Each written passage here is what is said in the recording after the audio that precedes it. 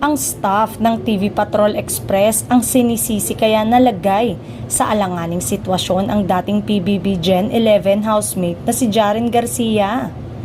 Nag-ugat ito nang iupo si Jaren sa TV Patrol Express noong January 28, 2025, kung saan iniulat niya ang balita tungkol sa mga artistang nagdadalamhati sa pagpanaw ng Queen of Philippine Cinema na si Gloria Romero.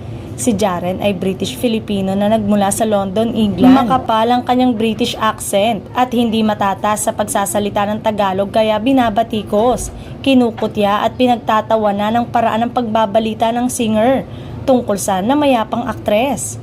Para sa ibang nakapanood ng TV Patrol Express noong Martes, kawalan ng respeto kay Gloria ang ginawa ng staff ng news program ng ABS-CBN.